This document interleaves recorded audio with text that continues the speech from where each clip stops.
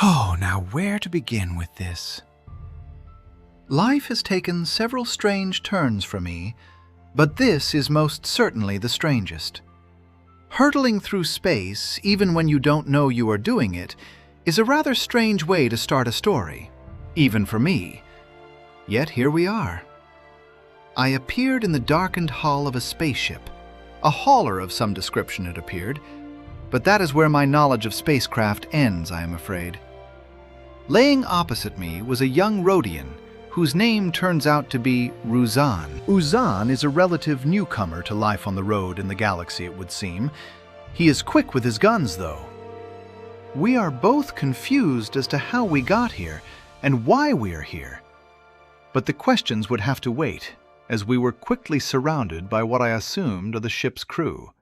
A female in some kind of military armor, a protocol droid with a rather sturdy shell, a Gamorrean with a wicked axe, and a Wookiee with lots of cyberware are accompanied by a Miralan, who it would turn out is a Jedi.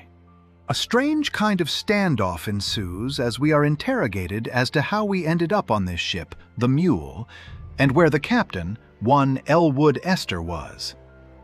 Now I, for one, and it appeared the Rhodian Ruzan as well, had no idea who or what had happened.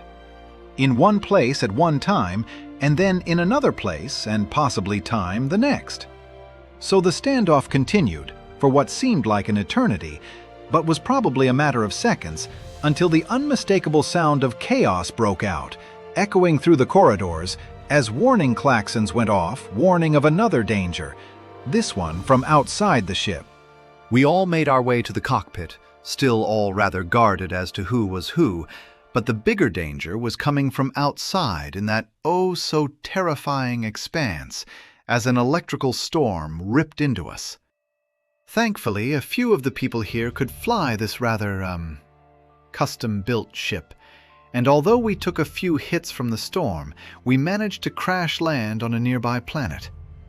Well, some of us did.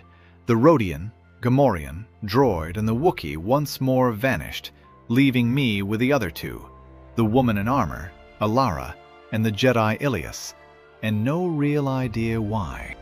We are quickly moved through space once again, a process I would become used to over the upcoming days, and confronted by a being who announces himself as Zogrioth.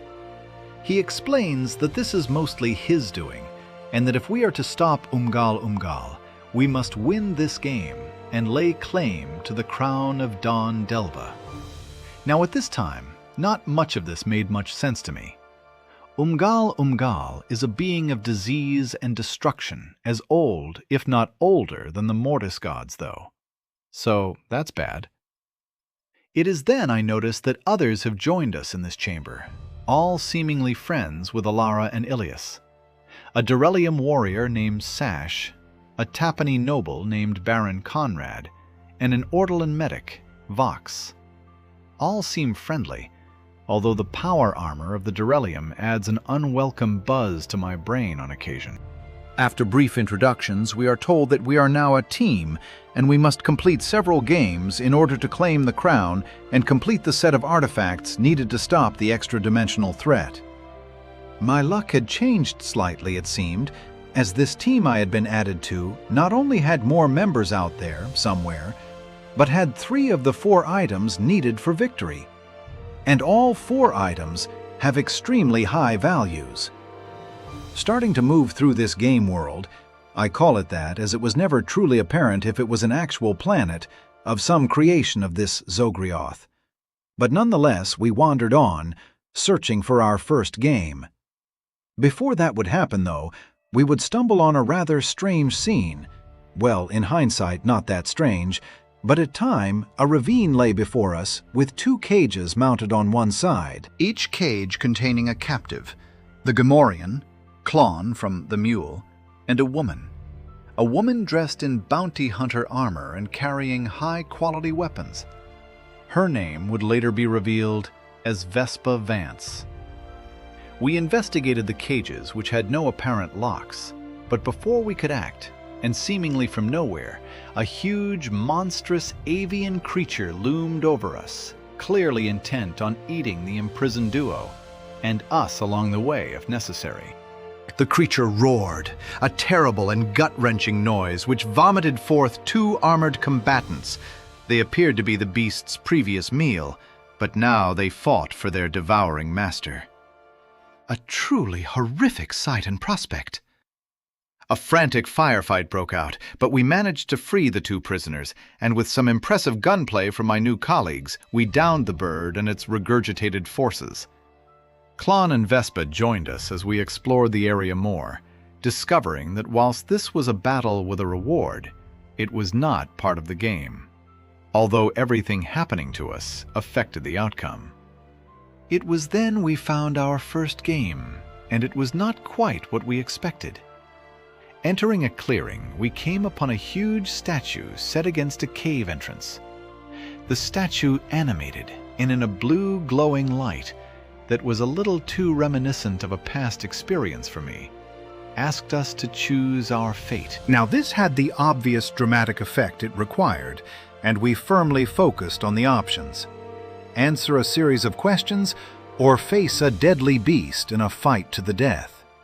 The look on the beast's face was one of pure death and destruction, so we wisely opted for the questions. What the questions were, I cannot say. I suspect Zogrioth likes to keep them firmly within his game, as this wasn't the first, and I suspect not the last time he will hold such an event. The questions, however, were answered correctly, and we were ushered into a rest area and sanctuary from the harsh world. Now, if experience tells me anything, there is no such thing as a free lunch. And if someone says, you can have as much of anything as you want, the meter is running for sure, you just don't know it. So when the keeper of this establishment tells us we are safe and that they are in the employ of Zogrioth, you have to ask exactly what that means. Not literally, as we were of course safe, and they did indeed produce whatever we needed with no immediate cost. But over time, what would that mean? I am still waiting to get the bill from Zogrioth, but I am sure one is coming. We left the sanctuary with a full belly and a few extra supplies as well, before making our way toward a rather fine-looking house set in a well-kept garden, most out of place at a first glance, but in that ever-so-delightful thing we call hindsight, a very apt setting for what was about to occur. Seemingly leaving the house, we saw several people, our first sighting of another team. The Imperial officer, Captain E. Soy, ace pilot Webster King, Proteus and Ash Ilara's family through experimentation, cult despot Lord Miliband, and possibly others. My memory is a little hazy on this, as I had never really met any of them before. This was my first chance to prove that not just using a blaster can win a fight. Making a deal with them for information, I got them to reveal their current game, although it wasn't that elaborate, in that they were hunting another team. Still good information to have before we enter the house to be greeted by another of Zogrioth's serfs, Frobisher, the butler of the estate. It was now we were reunited with the last two remaining members of the team, Callista Loken, a bounty hunter of some repute, and Grayson, an ex-Imperial trooper who had recently inherited a large amount of the Taparni sector, although that is at present a hazardous waste site thanks to Umgal's high jinx. After introductions had been made, we were ushered once more back outside as newcomers had entered the grounds. Now these visitors were slightly different to others we met here. They all were here under invite, but all also unwilling to say who had invited them. They were as follows: Lady Andromeda, the leader of House Melisus, and Lord Volstagg, the leader of House Barrong. Deltinus, a mercenary, Mellenby, a Zyvern, Dana Pasco and Ravella, a bounty hunter duo, Carol, a doctor, and Holloway and Rofo, a bounty hunter and his droid dog. They seemed friendly at first, and at first was all we got before a new group rapidly descended on us all. Rakatan hunters and a huge killer canine beast. This was a team, and a team intent on murder. A huge firefight broke out as we all scrambled, trying to work out allegiances whilst not getting shot or eaten by the salivating giant hound. Luckily, the first group were just as happy to help us as we were them, and after some fast shooting and great medical help, we all stood over the dead Rakuten team, victorious.